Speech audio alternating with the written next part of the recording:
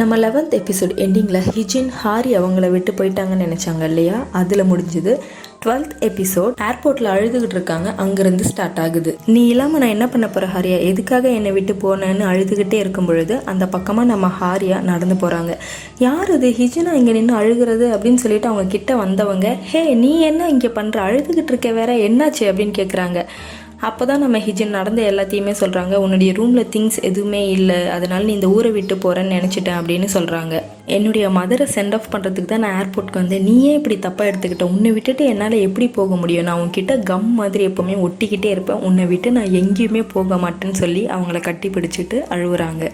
ஆஃபீஸில் வேலை பார்த்துட்டு இருக்க நம்ம சங்ஜூனுக்கு ஒரு கெட்ட கனவு வருது. திடீர்னு எழுந்துக்கிறாரு. அதாவது இவங்க கம்பெனி இழுத்து மூடுறதுக்கு இன்னும் கொஞ்ச நாட்களே இருக்குது, ஆனாலும் இவங்களால ஃபர்ஸ்ட் ரேங்கிங் அடைய முடியலன்ற ஒரு கனவு திரும்ப திரும்ப இவருக்கு வந்துட்டே இருக்கு. எழுந்து பார்க்குறவரு கொஞ்சம் ரிலாக்ஸ் ஆகலாமே அப்படின்னு சொல்லிட்டு ஹிஜினோட வீட்டுக்கு போறாரு. ஹிஜினை வெளியே வான்னு கூப்பிடுறவரு ஹிஜின் வந்த பிறகு ஒரு 10 செகண்ட்ஸ் அசையாம அப்படியே நில்லு பார்க்கலாம் அப்படின்னு சொல்லிட்டு அவளையே பார்க்குறாரு.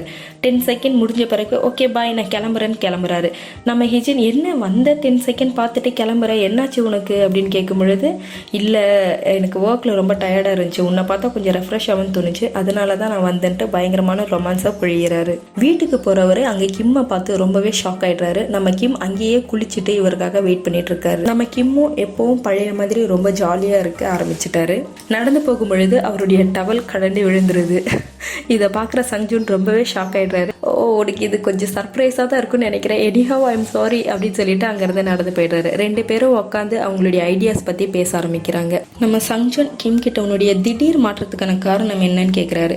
யூஸ்வலாக யாரும் கேட்டுக்கிட்டு அவங்களுக்காக பண்ணக்கூடிய ஆள் நான் கிடையாது, ஆனால் நீங்கள் போனதுக்கப்புறம் நான் யோசிச்சு பார்த்தேன், ஒருவேளை கம்பெனி இழுத்து மூடிட்டாங்கன்னா எனக்கு அதனால எந்த லாஸும் வரப்போகிறது இல்லை, ஆனால் நான் அட்லீஸ்ட் ஒரு முயற்சியாவது என் சார்பாக கொடுத்துருக்கலாம் இல்லையா, அது எனக்கு மனநிறைவை கொடுத்துருக்குன்னு நான் யோசிச்சு பார்த்தேன். அண்ட் கம்பெனி மூட போகிறாங்கன்னு சொன்ன உடனே தான் இன்னும் அதிகமாக கம்பெனிக்காக உழைக்கணும் அப்படிங்கிற ஒரு எண்ணம் எனக்கு தோணுச்சு, அதனால தான் நான் திரும்ப வந்தேன்னு சொல்கிறாரு. நம்ம கிம்மும் அன்னைக்கு மாதிரி அவருடைய ராயல் என்ஃபீல்டில் பயங்கரமாக பைக் ஓட்டிட்டு பஸ் பக்கத்தில் வராரு. ஆனால் ஹிஜின் பாட்டு கேட்டுகிட்டே வந்ததுனால இவரை பார்க்கல. 2 பேரும் வழக்கம் போல் சிக்னலில் நிற்கிறாங்க. இப்போவும் நம்ம ஹிஜின் கிம்மை பார்க்கல. ரொம்ப நேரம் வெயிட் பண்ணி பார்க்குறேன். நம்ம கிம் அவங்களுடைய கால்லையே போய் இடிச்சுட்டு, ஹே ஜாக்சன் எப்படி இருக்க, நல்லா இருக்கியான்ற மாதிரி கேட்குறாரு. நம்ம ஜாக்சன் எடிட்டர் கிம் நீங்கள் திரும்பவும் வந்துட்டீங்களா, ஓ என்னால் நம்பவே முடியல, எனக்கு ரொம்ப சந்தோஷமாக இருக்குது, நீங்கள் திரும்பவும் வந்துட்டீங்களா அப்படின்னு சந்தோஷத்தில் குதிக்கிறாங்க.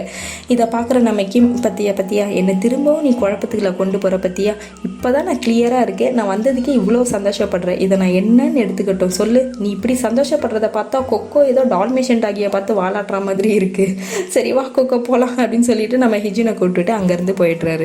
நான் ஏன் 2 நாளாக கம்பெனிக்கு வரல நீ நினைக்கிறேன்னு கேட்குறாரு. அதுக்கு நம்ம ஹிஜின் பொறுமையாக யோசிக்கிறாங்க. தயங்கிட்டே என்னால் தானா அப்படின்னு கேட்கும் பொழுது நம்ம கிம் பயங்கரமாக சிரிக்கிறாரு. சிரிச்சுட்டு, என்னது உன்னால தான் நான் கம்பெனிக்கு வரல நீ நினச்சிக்கிட்டியா, ஓ இது கேட்கவே செம்ம காமெடியாக இருக்கு போ அப்படின்னு சொல்லிகிட்டே இருக்கும் பொழுது நம்ம ஹிஜினும், ஆமாம் பாருங்களேன் நான் லூசு மாதிரி எப்படி நினச்சிட்டு இருக்கேன், என்னால் தான் நீங்கள் கம்பெனிக்கே வரல, பாவம் நான் வேண்டான்னு சொன்னதுனால ரொம்ப மனசு வெறுத்து போயிட்டீங்க போல், நானவே நினச்சிட்டு இருக்கேன் சரியான லூஸு அப்படின்னு சொல்லிகிட்டே இருக்கும் பொழுது நம்ம கிம், ஆமாம் நீ என்ன சொல்கிறியோ அது உண்மைதான், நீ என்னை வேண்டான்னு சொன்னதுனால என்னுடைய ஹார்ட்டில் ரொம்ப பெரிய ஹோல் விழுந்துருச்சு தெரியுமா, அதனால தான் நான் 2 நாள் கம்பெனிக்கே வரல, அதுலேருந்து எனக்கு வெளியே வர டைம் எடுத்துச்சு அப்படின்னு ரொம்ப பாவமாக சொல்கிறாரு. இதை கேட்குற நம்ம ஹிஜினுக்கு திடீர்னு ஷாக் ஆகிடுது. உடனே நம்ம கிம், வா சும்மா விளையாடினேன் வா போகலாம் அப்படின்னு சொல்லிட்டு அங்கேருந்து திரும்பவும் அவங்கள கூட்டிகிட்டு போகிறாரு. ஜாக்சன் நான் திரும்பவும் வந்துட்டேன் தான், ஏன் தெரியுமா, எனக்கு ஒரு விஷயம் தோணுச்சு, இது எல்லாமே இன்னும் முடிஞ்சு போகலன்னு தோணுச்சு, அதனால தான் நான் வந்தேன். ஓ இது ஒரு ஃபேமஸ் கோட்டாச்சே, நான் கேள்விப்பட்டிருக்கேனே அப்படின்னு ஹிஜின் சொல்லும் பொழுது, ஆமாம் நீ ரொம்பவே திறமைசாலி தான், அது ரொம்ப ஃபேமஸான கோட் தான், அதாவது இன்னும் எதுவுமே முடிஞ்சு போகலை அப்படின்றது அதுக்கு அர்த்தம், நானும் அதை நம்புகிறேன், அதனால தான் நான் இங்கே ஆஃபீஸ்க்கு திரும்பவும் வந்தேன்னு சொல்கிறாரு. ஆஃபீஸில் கிம்மை பார்த்த எல்லாருக்கும் ரொம்ப சந்தோஷமாக இருக்குது. அவரை ஓடி போய் கட்டி பிடிச்சிக்கிறாங்க. நம்ம ஹிஜின் ரொம்ப நேரமாக சங்ஜூன் ரூமையே எட்டி பார்த்துட்டு இருக்காங்க. இவனோட முகம் ஏன் இப்படி இருக்குது, இவன் தூங்கலைன்னு நினைக்கிறேன், எப்படி மூக்கிலிருந்து ரத்தம் வர அளவுக்கு அவ்வளோ ஸ்ட்ரெஸ்ஸாக அவன் வேலை பார்த்துட்டு இருக்கான், இதுக்கு நம்ம ஏதாவது பண்ணியே ஆகணுமே அப்படின்ற மாதிரி அவங்க யோசிச்சுக்கிட்டே இருக்காங்க. ஃபைல் கொடுக்கறதுக்காக சங்ஜூன் ரூம்குள்ளே போன நம்ம ஹிஜின், நீங்கள் நல்லா தானே இருக்கீங்க, என்னாச்சு உங்களுக்கு திடீர்னு நோஸ் ப்ளீட் வர அளவுக்கு அப்படி என்ன வேலை செஞ்சீங்க, நல்லா தானே இருக்கீங்கன்னு அவர் விசாரிச்சுட்டே இருக்காங்க. அவர் நான் நல்லா தான் இருக்கேன் ஹிஜின், நீ நம்பணும்னு நான் என்ன பண்ணிட்டேன், இருக்க டேபிள் சேர்லாம் தூக்கி காட்டவா அப்படின்னு எழுதுக்கிறாரு. இல்லை வேண்டாம் உட்காருங்கன்னு சொல்லிட்டு நம்ம ஹிஜின் அங்கேருந்து போயிடுறாங்க. சங்ஜூனுக்காக போர்வை எடுத்துகிட்டு போகிறவங்க அவர் மேலே போத்தி விடுறாங்க. வெளியே வர ஹிஜின் கிட்ட, ஜாக்சன் வா நம்ம காஃபி ஷாப்புக்கு போகலான்னு கூப்பிடுறாரு. இல்லை எனக்கு இந்த ஆர்டிக்கல் எல்லாத்தையுமே சப்மிட் பண்ணணும், நான் வரலன்னு சொல்கிறாங்க. ஆனால் கிம் இல்லை நீ வந்து தான் ஆகணும், ஒரு ½ அன் ஹவர் லேட்டாக கொடுத்தா ஒன்றும் ஆகிடாது வான்னு சொல்லி கையை பிடிச்சி இழுத்துட்டு போகிறாரு. நம்ம ஹிஜினும் கிம் ஆர்டர் பண்ணுற அதே டிஷ்ஷையே ஆர்டர் பண்ணுறாங்க. உங்கள் கேர்ள் ஃப்ரெண்டுக்கும் அதே அளவுக்கு ஐஸ் போடவா அப்படின்னு அங்கே இருக்க பேரர் கேட்குறாங்க. அதுக்கு நம்ம ஹிஜின் இல்லை நான் இவரோட கேர்ள் ஃப்ரெண்ட் இல்லைன்னு சொல்கிறாங்க. உடனே நம்ம கிம்மும் ஆமாம்மா இவ என்னுடைய கேர்ள் ஃப்ரெண்ட் கிடையாது, ஆனால் கூடிய சீக்கிரம் கேர்ள் ஃப்ரெண்ட் ஆகிடுவான்ற மாதிரி சொல்லிட்டு அங்கேருந்து அவளை கூட்டிகிட்டு போகிறாரு. நம்ம ஹிஜினும் அவர் மேலே எந்த ஃபீலிங்ஸும் இல்லைன்னு எப்படிடா சொல்கிறதுன்னு தயங்குறாங்க. பொறுமையாக உங்களை எனக்கு பிடிக்கும் தான் கிம் அப்படின்னு ஆரம்பிக்கிறாங்க. நம்ம கிம் நான் இப்படி சேஷ்டையெல்லாம் பண்ணுறதை பார்த்து உனக்கு என்ன ரொம்பவே பிடிச்சிருக்கல, இதனால தான் ஜாக்சன் நான் அன்றைக்கே சொன்னேன் எதுவுமே முடியலை அப்படின்னு சொல்லிட்டு, இப்போ புரியுதா உனக்கு நான் சொன்னதுக்கான அர்த்தம்னு கேட்டுட்டு அங்கேருந்து போயிடுறாரு. அவங்களுக்காக ஹாரியா ஒரு கிஃப்ட் வாங்கி வச்சிருக்காங்க. ஓப்பன் பண்ணி பாருன்னு சொல்லும் பொழுது அதுலேருந்து ஒரு அழகான ஷூஸ் நம்ம ஹிஜின் வெளியே எடுக்கிறாங்க. உன்கிட்ட நான் அன்றைக்கே சொன்னேன் இல்லையா, ஒரு புது ஷூஸ் உனக்காக நான் வாங்கி தருவேன், அதுதான் இது அப்படின்னு சொல்கிறாங்க. இப்போ இதை வாங்கி கொடுக்கறதுக்கு அவசியமே இல்லையேன்னு ஹிஜின் சொல்கிறாங்க. ஒரு பழமொழி இருக்கு உனக்கு தெரியாதா, அதாவது நீ எவ்வளோக்கு எவ்வளோ நல்ல ஷூஸ் போட்டிருக்கியோ அந்த அளவுக்கு உனக்கு மதிப்பு கிடைக்கும்னு. இந்த ஷூஸ் உனக்கு ரொம்ப பொருத்தமாகவும் அழகாக இருக்கும் ஹிஜின், இதை நீ போட்டுக்கோன்னு சொல்லி அவங்க கிட்ட கொடுக்குறாங்க. நம்ம ஹிஜினும் இல்லை இந்த ஷூஸ் உனக்கு தான் நல்லாயிருக்கும், நீ இதோட சைஸ் கொஞ்சம் பெருசாக வாங்கி போட்டுக்கோ, உனக்கு தான் இந்த மாதிரியான ஷூஸ் எல்லாமே அழகாக இருக்கும்னு சொல்கிறாங்க. இது உனக்கு ரொம்பவே பொருத்தமாக இருக்கும், இதை போட்டுக்கோ, உனக்கு பிடிச்சதை பண்ணு, எங்கே வேணாலும் போ, இன்னும் வாழ்க்கையில் மேலும் மேலும் நீ உயரணும்னு நான் வாழ்த்துறேன். ஹாரி வா நான் உன்னை ட்ராப் பண்ணுறேன்னு சொல்லி ஹிஜினை கூப்பிடுறாங்க. வா ஹிஜின், இந்த காரை நான் விற்க போகிறேன், இதுதான் லாஸ்ட் ட்ரிப், நீயும் நான் இந்த காரில் வா, இந்த ஷூஸ் உனக்கு ரொம்பவே அழகாக இருக்குது, நான் சொன்ன எதையும் மறந்துடாத ஓகேவா, ஆல் த பெஸ்ட் சொல்லி அவங்கள அனுப்புகிறாங்க. நம்ம ஹாரியா ஒரு வழியாக ரொம்ப ரிலீஃபாக ஃபீல் பண்ணுறாங்க. எல்லா சிக்கல்லேருந்து வெளியே வந்து ரொம்ப நிம்மதியாக இருக்கிறத அவங்க உணர்றாங்க. அன்றைக்கி நம்ம சங்ஜுனுக்கு முக்கியமான மீட்டிங் இருக்கிறதுனால ஒரு இடத்துல இல்லாமல் இன்னொரு இடத்துக்கு மாறி மாறி போய்கிட்டு இருக்காரு. எவ்வளவோ முயற்சி பண்ணியும் நம்ம ஹிஜினால் அவரை பிடிக்கவே முடியல. சரின்னு ஏதோ ஒரு சாக்கு பிடிச்சி காஃபி ஷாப்புக்கு போகலான்னு ஓடுறாங்க. அப்போ தான் அவர் அங்கேருந்து ஏர்போர்ட்டுக்கு கிளம்பி போனதாக சொல்கிறாங்க. அங்கேருந்து ஏர்போர்ட்டுக்கு கிளம்பி போகலாமான்னு யோசிக்கிறவங்க சீக்கிரமாக இன்றைக்கி வேலையை முடிச்சுட்டு நம்ம சங்ஜுனுக்காக வெயிட் பண்ணலாம், அவர்கிட்ட இன்றைக்கி எல்லாத்தையுமே சொல்லலாம்னு ரொம்ப ஆசையாக அவரை பார்க்குறதுக்காக துடிக்கிறாங்க.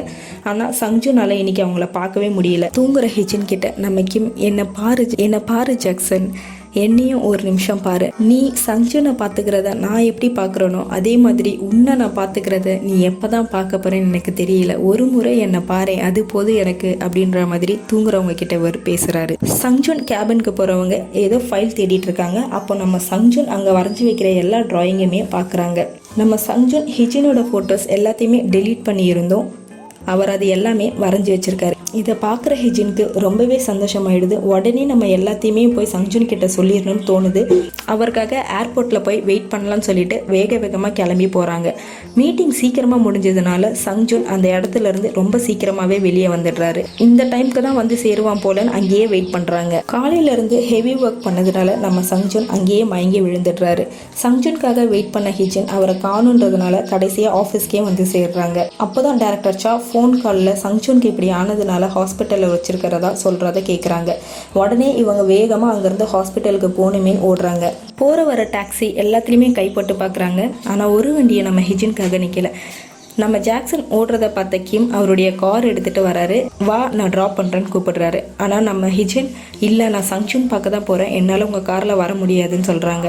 நம்ம கிம் அவருடைய கார்லேருந்து வெளியே வந்து எனக்கு நீ சஞ்சுனை பார்க்க தான் போகிறேன்னு தெரியும், என்னுடைய காரில் ஏறுன்னு சொல்லி அவங்கள கூட்டிகிட்டு போய் ட்ராப் பண்ணுறாரு. நம்ம கிம் போ அப்படின்னு சொல்கிறாரு. எடிட்டர் கிம் இதை நான் உங்களுக்கு பண்ணியிருக்கவே கூடாது, இருந்தாலும் என்னுடைய சுச்சுவேஷன் அப்படி இருக்கு, என்னை மன்னிச்சிருங்கன்னு சொல்கிறாரு. நம்ம கிம் எனக்கு மனசு மாறுறதுக்குள்ளே இங்கேருந்து போயிடு. சரி கடைசியாக ஒரே ஒரு முறை நம்ம காயின் போட்டு பார்க்கலாம், தலை விழுந்ததுன்னா நான் திரும்பி பார்க்காம உன்னை விட்டு இங்கேருந்து போயிடுவேன், அதுவே பூவாக இருந்துச்சுன்னா நான் இந்த இடத்துல இருந்து உன்னை போக விட மாட்டேன், உன்னால் சஞ்சுனை பார்க்க முடியாது, என்ன சொல்கிறேன்னு கேட்குறாரு. நம்ம ஹிஜின் அந்த இடத்துலையே ரொம்ப பயத்தோட தலை விழுமா பூ விழுமான்னு அமைதியாக நிற்கிறாங்க. நம்ம கிம்மும் ஒரு காயின் எடுத்து சுண்டி விடுறாரு. அவர் கையில் அந்த காயினை மூடி வச்சிருக்காரு. போயிடு ஜாக்சன், இங்கேருந்து போயிடு அப்படின்னு சொல்கிறாரு. நம்ம கிம் அதே இடத்துல கண் கலங்கி நிற்கிறாரு. அவருடைய கையில் இருக்க அந்த காயினை ஓப்பன் பண்ணி பார்க்குறாரு. இவர் சொன்ன மாதிரி அதில் பூ விழுந்திருக்கு. நம்ம சங்ஜுன் மயக்கத்தில் இருக்கிறத நம்ம ஹிஜின் பார்க்குறாங்க. திடீர்னு நம்ம சங்ஜுன் ஹிஜினோட கையை பிடிச்சி இழுத்து அவர் பெட்டில் படுக்க வச்சுக்கிறாரு. என்னை நினச்சி கவலைப்படுற, அதுக்காக தானே நீ வந்தேன்னு கேட்குறாரு. நம்ம ஹிஜின் இல்லை உன்னை நான் கட்டி பிடிச்சிக்க தான் வந்தேன், எப்போவுமே என்கிட்ட கேட்பேன் இல்லையா என்னை கட்டி பிடிச்சிப்பியான்னு, அதுக்காக தான் நான் இன்னைக்கு வந்தேன்னு சொல்லி அவரை கட்டி பிடிச்சிக்கிறாங்க. இந்த இடத்துலையே நம்மளுடைய 12th எபிசோட் முடியுது.